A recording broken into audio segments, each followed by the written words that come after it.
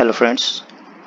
So today we are going to discuss about a very important concept in number system, which is called remainder theorem. And this theorem can be used to calculate the remainder of or rather complex expressions and numbers. Uh, so the traditional approach that we have is whenever we are given a number and a dividend and a divisor, we try to mentally divide it and then see what the remainder is. But in the competitive exams, we don't have that much of time and we don't have the calculators. So we have to devise ways in which we can simplify that calculation and then get the remainders as quickly as possible. I hope you all understand what a remainder is. So we'll directly dive into the remainder theorem and how it can be applied to calculate the remainders of some of the complex situations. Right. Uh, so uh, we are here to discuss about remainder theorem. Right. So what remainder theorem tells us is if I have to calculate remainder of a number which can be represented as a into b into c with a number d, then this will be equal to the remainder can also be obtained by this way, where AR is the remainder when we divide A by D individually, BR is the remainder when we divide B with D individually, and C is the remainder when we divide CR is the remainder when we divide C by D individually. And this can also be extended to A plus B plus C by D. This will also be equal to AR plus BR plus CR by D. Okay, so we'll take a very simple example to understand this and how it can be applied. So assume that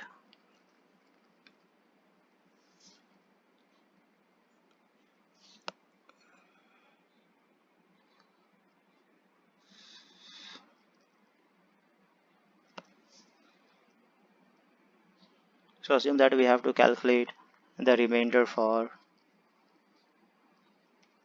12 into 13 by 7.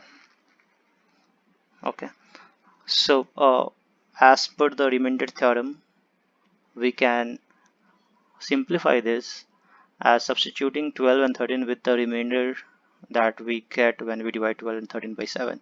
So when we divide 12 by 7, we get a remainder of 5, and similarly when we divide 13 by 7, we get a remainder of 6. So this can be used to get the remainder, which will be equal to 30 by 7. So my remainder would be 2. So as you saw that a relatively complex calculation can be avoided by applying the remainder theorem and getting the remainder, right? Okay.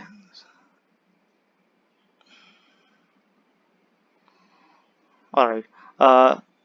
Also there is a concept of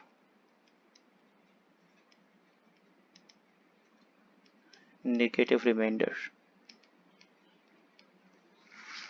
When we get a negative remainder, so remainders can never be negative, but we can leverage the negative remainders to uh, calculate the positive ones.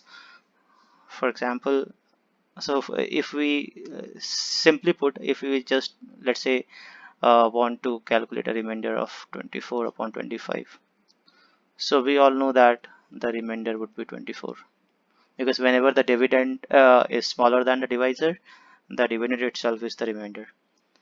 But we can also say that my remainder is -1. Okay, and in order to get to the actual remainder, so this is the negative remainder, and in order to get to the actual remainder, I have to add the divisor to it, which will give me 24. So this looks like not a very intuitive example, and why would we uh, consider using negative reminders? But it really helps in some of the situations which we'll discuss. Uh, so maybe we can take a very simple example again in which this might help us. Okay, so let's say I have to calculate the remainder of 99 by 26, right?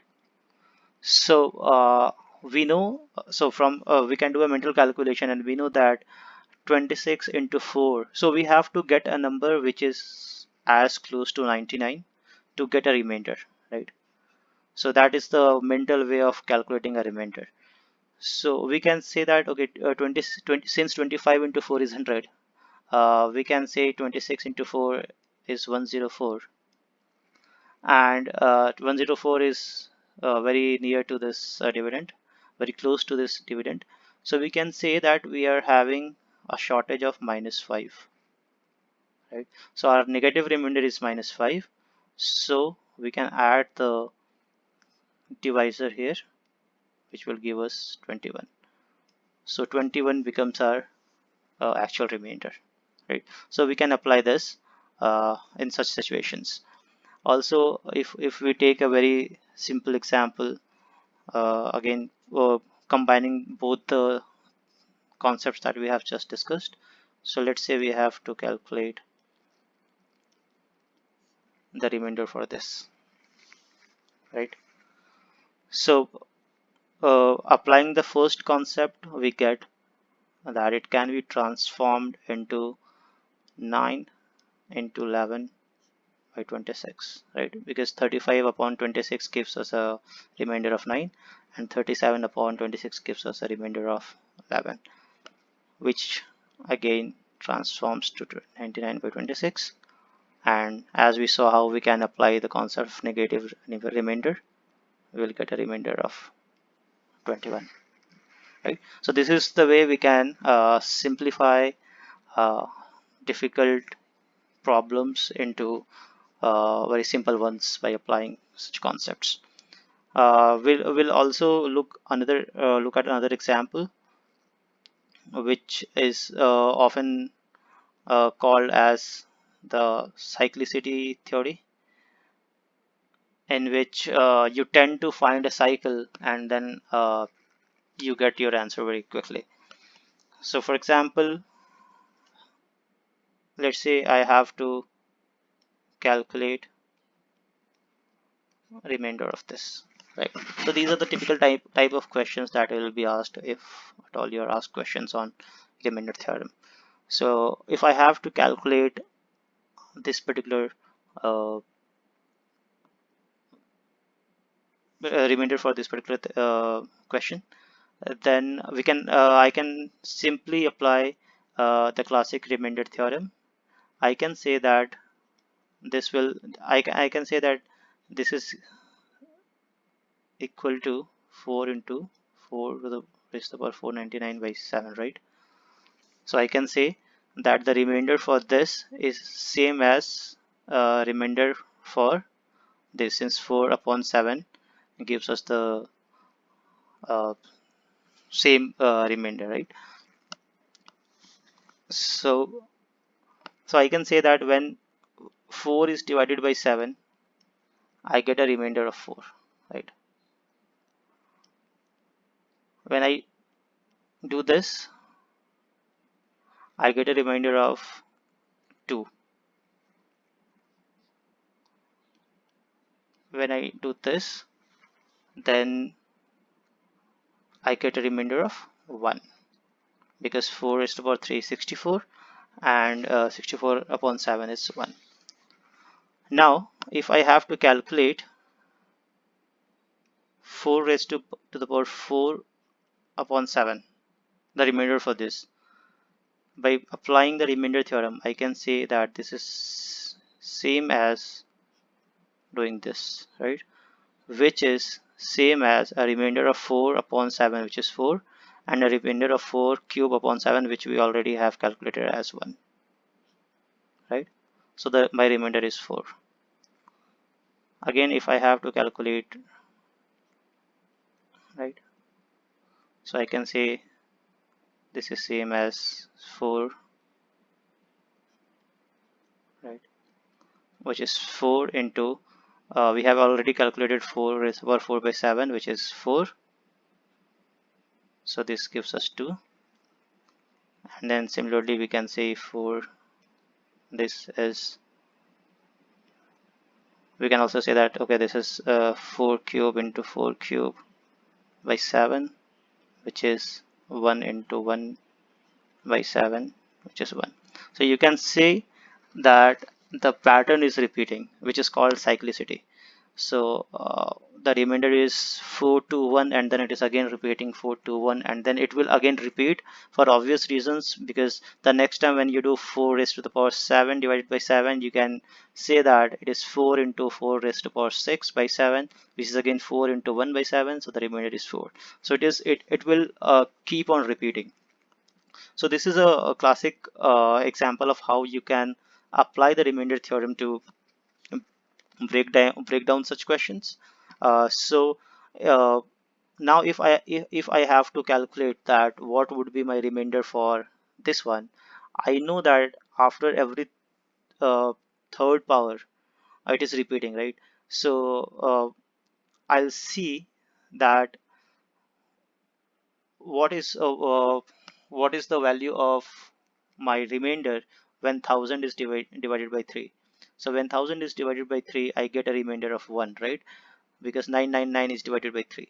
So when 4 raised to the power 999 by 7 will give us a remainder of 1.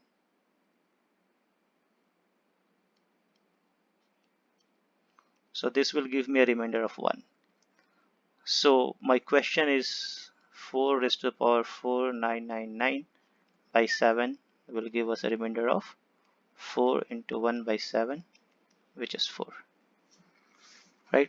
So whenever we get a 1 in the cyclicity, we can simply skip ahead, because we all know that we get 4 cube upon 7, we get a remainder of 1. So we know that we'll get a remainder of 1 when we do a 4 raised to the power 6 by 7, because uh, it can be divided into 4 cube into 4 cube, right, which is 1 into 1. Similarly, we know that we'll get a remainder of 4 raised to the power 9 by 7 as 1 for the same reason. So whenever we get a 1 in this cyclicity, we can just take advantage of that and divide our uh, the power with that number, like 3, and then see what is the remainder, and then we just have to calculate the remainder for that particular number. So in our case it was easy enough, so we got a 1 as a remainder. And let's say if we just modify it to be 1002 by 3, right? So 1002 by 3, 1002 will be completely divisible by 3, because it is a uh, this number is divisible by 3, so we get a remainder of 0 for 1002 upon 3. So the remainder for this case will be 1. We can simply say that this will be 1, because 4 raised to power 3 by 7 is 1, right? So this will also be 1. But if it was 1003, then again we know that our remainder is 4. If it was 1004, then our remainder would be 2, and then again if it was 1005, then our remainder would be 1, right? So I hope that you got this idea about this remainder theorem. uh, I'm also going to take few other sessions on remainder theorem to discuss more advanced topics, more advanced theorems, to and also go through some more examples and calculations.